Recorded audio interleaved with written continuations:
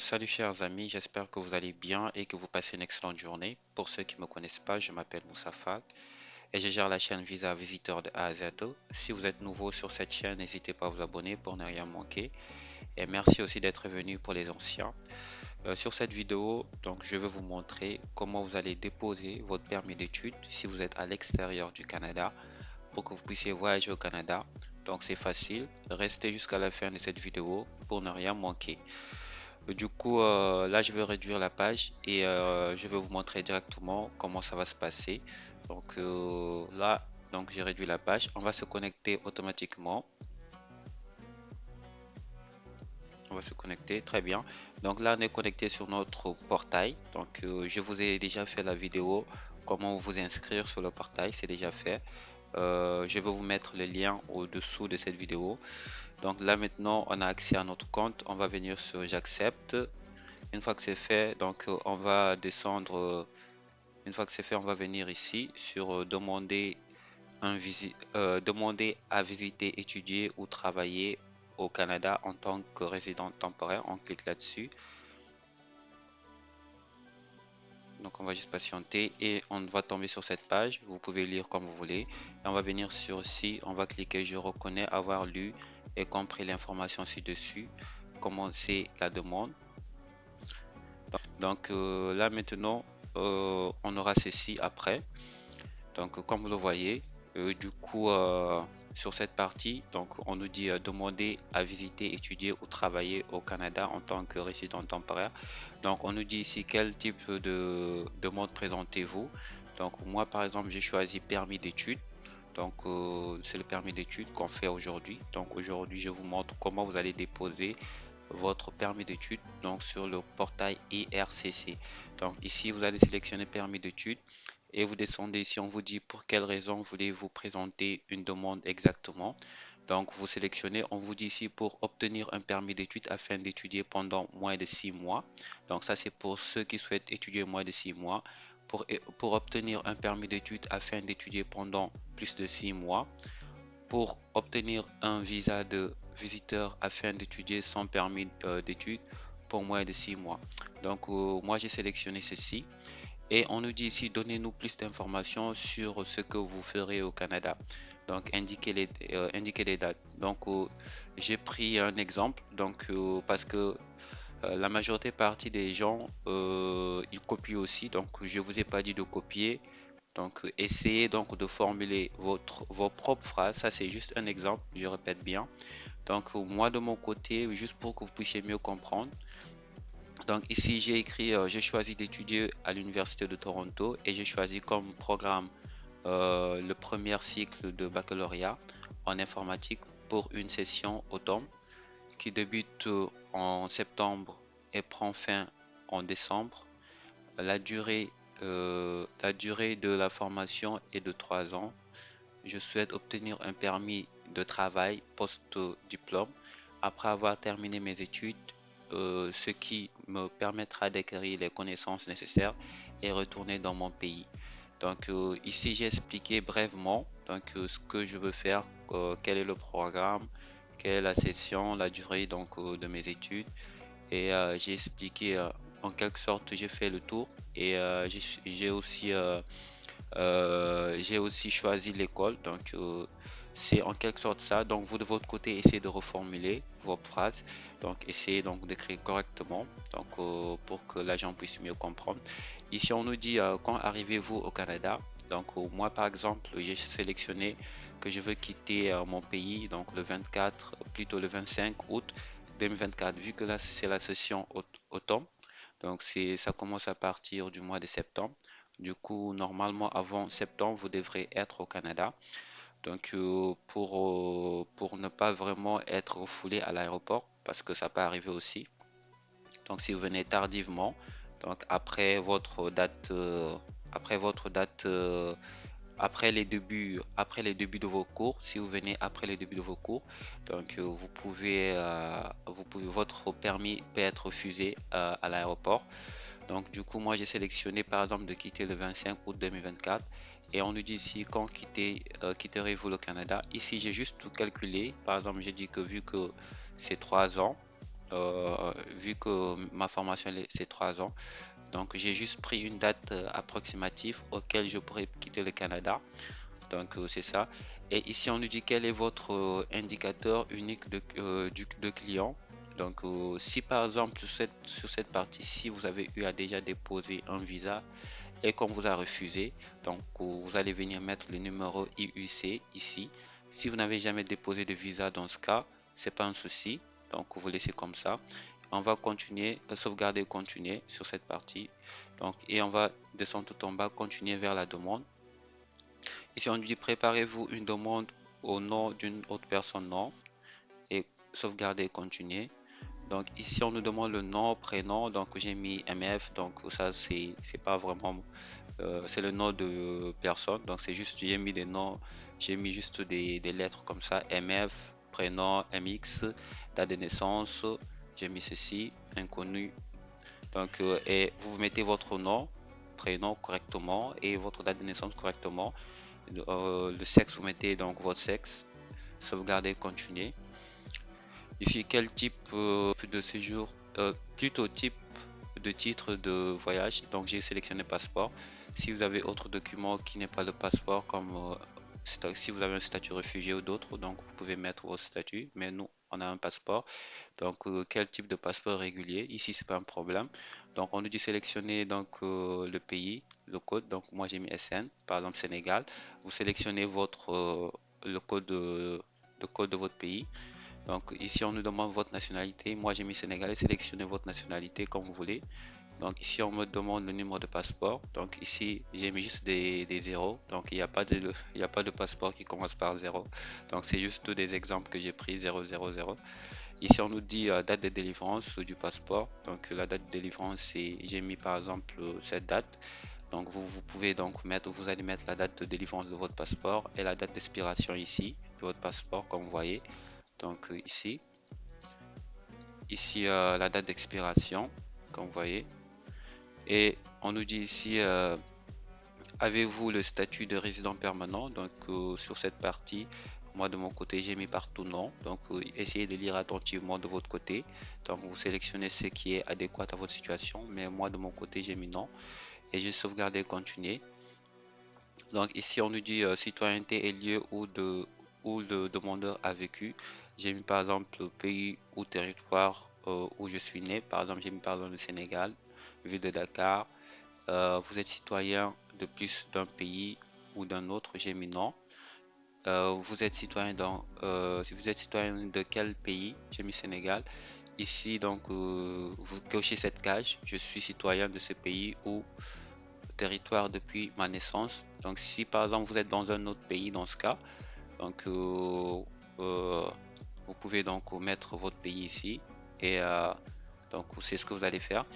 Donc ici, on nous dit depuis quelle date, une fois que vous sélectionnez ceci, normalement, cette page, dont je vais vous montrer. Donc si vous sélectionnez ceci, automatiquement, votre date de naissance va s'afficher ici. C'est comme ça.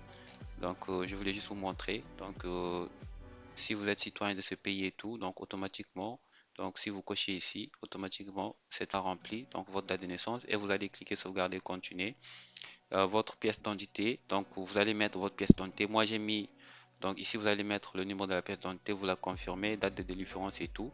Donc, moi, j'ai pas mis ces informations. Donc, vous de votre côté, donc vous devrez avoir votre pièce d'identité, vous mettez votre numéro de pièce d'identité, vous la confirmez, la date de délivrance et tout. Donc, moi, je vais mettre non et continuer. Ici, on nous dit, avez-vous déjà utilisé un autre nom? Donc, j'ai mis non, sauvegarder, continuer. Ici, on nous demande le pays et territoire de résidence. Donc, quelle est votre adresse résidence? Donc, j'ai mis Sénégal. Si par exemple vous êtes dans un autre pays, vous mettez le nom de ce pays, vous mettez votre adresse. Donc, il n'y a rien de compliqué sur cette partie. Même si vous êtes citoyen sénégalais et que vous résidez par exemple dans un autre pays, vous mettez le pays là où vous résidez actuellement. Donc, on vous demande ici de mettre l'adresse. Moi, j'ai mis X adresse, donc j'ai pas mis l'adresse correctement. Donc, j'ai mis juste mis X adresse. Vous mettez votre adresse correctement. J'ai mis la ville, donc j'ai mis le code postal 000. Donc, c'est pas un code postal aussi qui est correct. Donc, vous mettez votre code postal correctement, vous mettez votre adresse correctement. On nous dit si votre adresse postale est-elle le même que votre adresse résidentielle. Donc, vous mettez oui. Et sur cette partie, donc on vous demande de saisir les pays ou territoires où vous vivez actuellement, puis tous les pays ou territoires où vous avez vécu au cours des 5 dernières années pendant plus de 5 mois. Donc vous allez juste venir ici, cliquer sur ajouter. Moi je l'ai déjà fait. Donc mais vous de votre côté, donc moi j'ai mis par exemple je n'ai jamais voyagé dans un autre pays. J'ai mis juste mon pays parce qu'on vous dit si c'est ici le pays ou le territoire où vous vivez actuellement avant tout, c'est ce que vous allez mettre. Après vous allez mettre les pays maintenant où vous avez vécu au cours des 5 dernières années pendant 6 mois. Donc moi j'ai juste mis le Sénégal. Donc vous allez venir ajouter. Si vous faites ici, donc vous allez venir juste mettre les informations. Donc comme c'est ce que j'ai fait ici. Donc j'ai mis Sénégal, citoyen et j'ai mis 2. Automatiquement, j'ai mis la date de naissance et je demeure ici actuellement. Donc c'est ce que vous allez faire vous aussi de votre côté et je vous cliquez sauvegarder. Et on va venir sauvegarder et continuer toujours. Donc côté biométrie, données biométriques du demandeur. Donc moi j'ai mis par exemple je n'ai jamais fait de données biométrie. Vous cliquez non. Si vous avez déjà eu à faire donc les données biométriques, vous mettez oui. Donc, mais moi j'ai mis que j'ai jamais fait. Si vous mettez oui, donc on va vous demander quelques informations.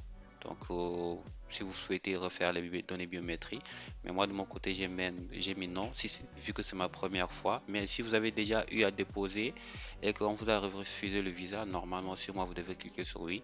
Donc, je vais cliquer sur sauvegarder et continuer.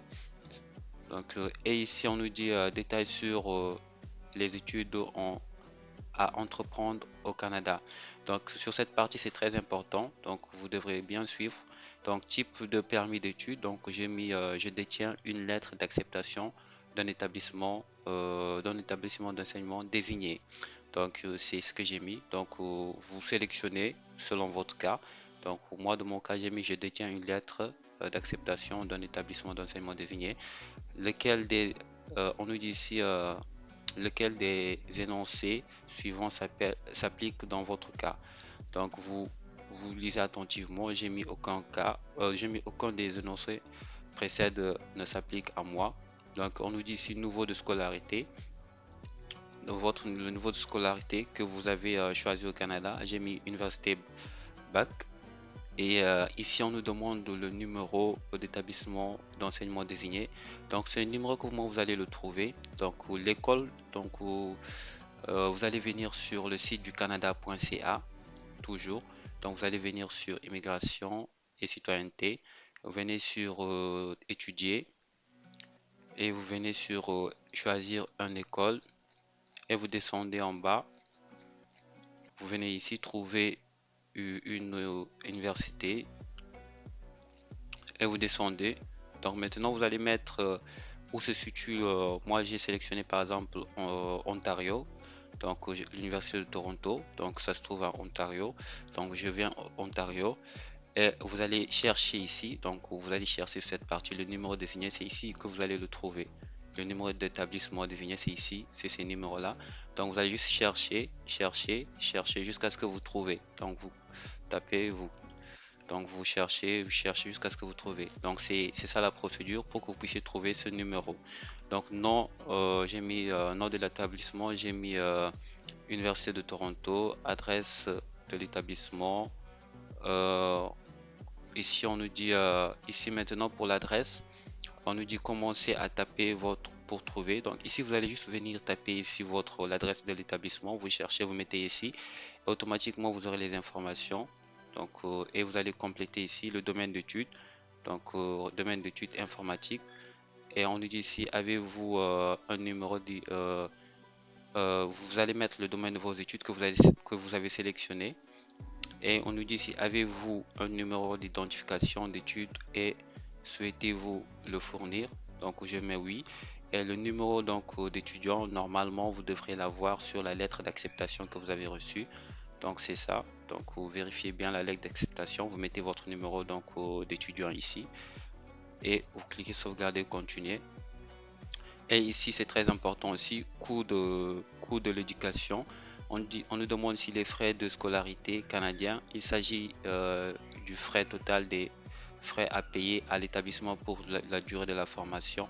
Donc, par exemple, vous allez bien vérifier ce que l'établissement vous propose comme frais. Donc, vous allez mettre ces frais ici. Donc, moi, j'ai mis 23 500 dollars. Et hébergement et repas, j'ai mis 14 000. Donc, il suffit juste de faire des calculs. Donc, il suffit de faire les calculs et tout. Et vous vérifiez selon les conditions donc, de l'établissement. Parce que sur cette partie, c'est très important. Parce que la majorité partie des gens, ils obtiennent des refus sur cette partie. Sur cette partie, comme je viens de vous dire, les frais de scolarité, donc c'est important. Donc vous vérifiez sur les conditions des frais, donc c'est combien. Et l'hébergement aussi et le repas, vous calculez c'est combien. Et les fonds disponibles pour votre séjour, donc moi j'ai mis 30 000 dollars. Donc essayez de voir de votre côté aussi, donc comment vous allez faire. Et qui paiera, j'ai mis autre, donc j'ai mis autre mon père, mon frère, donc moi j'ai mis autre. On nous dit ici qui paie vos dépenses, moi j'ai mis mon frère. Et ici on nous dit recevez-vous un soutien financier pour vos études. J'ai mis oui, par exemple j'ai mis bourse d'études d'Ambin. Donc vous pouvez sélectionner selon votre situation. Si vous n'avez pas donc de bourse, vous mettez non et vous continuez, ça dépend de vous. On va faire ceci. Donc, on nous dit ici programme coopératif. Donc, sur cette partie, moi j'ai mis non. Donc, de votre côté, si c'est votre cas, vous mettez oui. Vous pouvez aussi chercher c'est quoi exactement si vous avez cette aide. Donc, ici, on nous dit avez-vous un certificat de placement garanti? J'ai mis non. Donc, vous pouvez aussi rechercher c'est quoi exactement. Donc, vous venez se rechercher le certificat de garantie. Mais moi de mon côté j'ai mis non parce qu'avec ce certificat donc c'est facile d'obtenir vraiment si vous avez ce certificat de placement garanti c'est facile parce que elle est octroyée par la banque au Canada donc du coup si vous avez ce certificat donc de placement c'est facile d'obtenir le permis d'études donc on va cliquer sauvegarder continuer et ici donc renseignements sur les études et le renseignement sur les études le travail et autres activités donc ici, vous allez mettre, c'est la partie études.